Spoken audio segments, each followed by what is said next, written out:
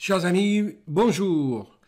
Comme vous le savez, nous vivons actuellement dans une société déformée par les banques, les politiques et les complexes militaro-industriels, chers amis. Ils nous ont plongés dans une société de l'avoir, une société de consommation. Mais heureusement que le réveil pointe à l'horizon, chers amis. Jaune, la couleur de la lumière, du soleil et de la liberté. Il nous faut dépasser nos peurs, chers amis. La peur de manquer, la peur de perdre un être cher, la peur de perdre son emploi, la peur de ceci ou de cela. Pourquoi avons-nous peur? Eh bien, il suffit de revoir notre éducation et tout ce que nous a inculqué depuis notre enfance. Je laisse Idriss Aberkane nous expliquer tout cela.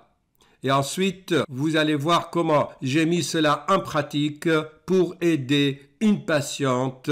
Et comme par hasard, entre des guillemets, on a abordé ce thème de rebirth, de renaître à nouveau. Renaître, c'est se libérer de nos limitations, de ce qu'on nous a appris. Et tout cela, en fin de compte, va nous redonner notre énergie et nous débarrasser de la maladie.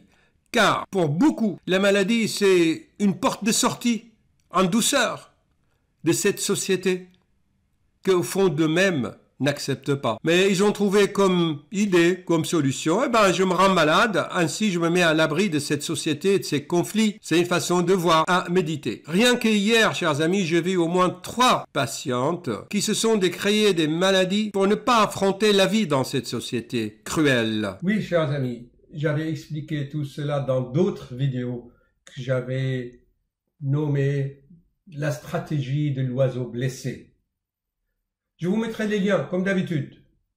À tout à l'heure. C'est un phénomène bien connu qu'on utilise pas tout à fait toutes les neurones de notre cerveau. Dans les écoles, par exemple, on dit aux élèves, tu n'es pas capable de faire des maths, ou tu n'es pas capable de faire ceci ou cela. Ça s'appelle l'impuissance apprise ou acquise. Et c'est un phénomène qui est bien connu depuis l'Antiquité. Les cornacs en Inde, par exemple, quand l'éléphanteau est tout petit, on l'attachait avec une cordelette à la patte, n'est-ce pas? Ainsi, petit à petit, plus il grandit, plus il est conditionné, plus on imprime dans son cerveau qu'il peut être maintenu avec une cordelette. Ça s'appelle l'impuissance apprise. Quand vous présentez par exemple une équation de mathématiques à un élève, il y a une partie dans son cerveau qui dit « Attends, n'essaye même pas ». Ainsi, on conditionne les écoliers.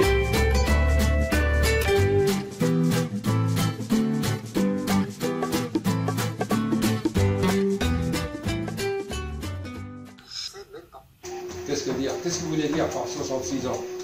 Que je suis assez vieille? Bon, chers amis, bonjour. Une vidéo à propos d'une patiente.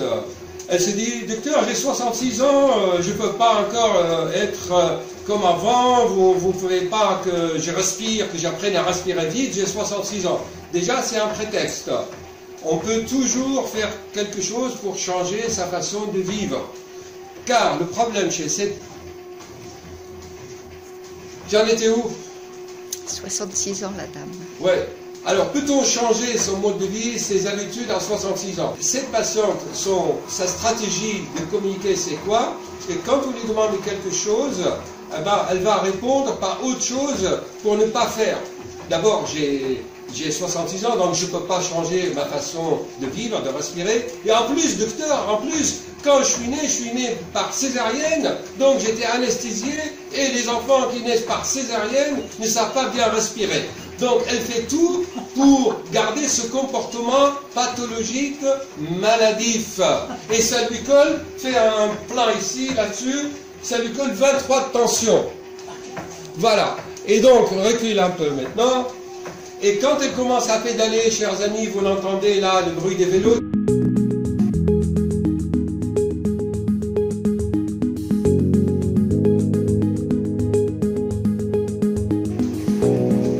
Alors, je continue. Chers amis, dans ce cas-là, qu'est-ce qu'il faut faire? Elle n'est pas contente de sa façon d'arriver dans ce monde par césarienne. Eh bien, je lui dis, il n'a qu'à revenir dans le ventre de sa mère et renaître à nouveau. Ah! Renaître.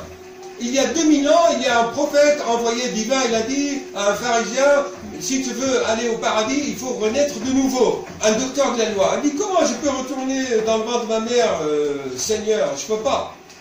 Alors là, bien sûr, on lui explique comment il faut renaître. En fait, renaître, c'est quoi, chers amis? Renaître, c'est se libérer de ses croyances limitantes. C'est se libérer de ses conditionnements, de ce qu'on nous a appris, de nos prisons, de nos idées fixes. Se libérer, c'est renaître. Voilà.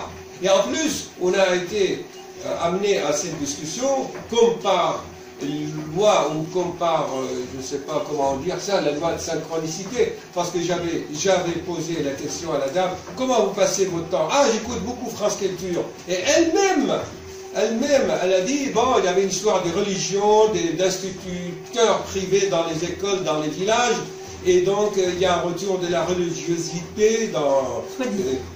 enfin, il y a une tendance spirituelle actuellement en France, parce que la France a perdu la foi, chers amis. La France est née grâce à Clovis, qui a vu dans une bataille le dieu de Clotilde. La France n'aurait pas été la France si le roi Clovis n'avait pas vu le ciel, le dieu de Clotilde, de sa femme. Et maintenant, la France, qu'est-ce qu'elle devient? Elle devient contre Dieu. Et alors que Dieu l'avait choisi pour répandre l'enseignement divin. Beaucoup de rois de France combattaient contre Dieu. Enfin, ceci dit. Donc, il y a un retour vers la spiritualité. Et du coup, on a parlé de la renaissance, de renaître. Renaître. Actuellement, c'est très à la mode dans le New Age. Alors, renaître, c'est savoir respirer de nouveau et casser cette croyance limitante qui dit, ah, docteur, je suis né par césarienne, donc j'ai un spermate, et l'être humain, par nature, ne veut pas changer, il ne veut pas, quoique, bon, chez cette patiente, il y a des prémices de changement. Bon, chers amis, à réfléchir.